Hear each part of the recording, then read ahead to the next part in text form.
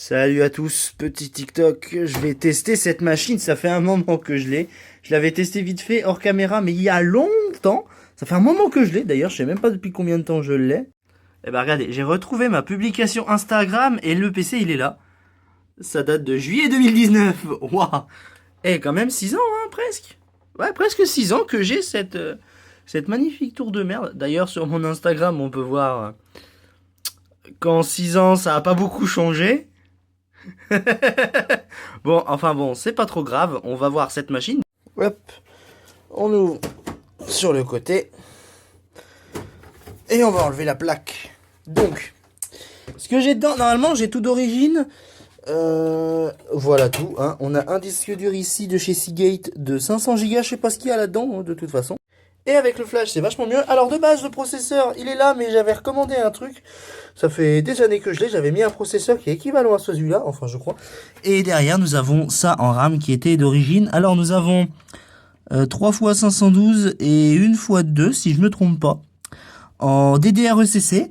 Et on peut voir ici que nous n'avons pas de PCI Express 16, mais des 4X. Donc je vais pouvoir mettre la Radeon R5 que j'ai. Et nous avons ici une ATI ES1000 qui fait à la fois chipset vidéo et un chipset je sais pas quoi.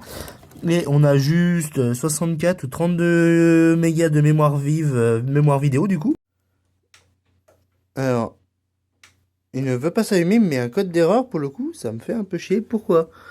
Pourquoi tu veux pas t'allumer? Bon bah, pour le coup, il s'est allumé.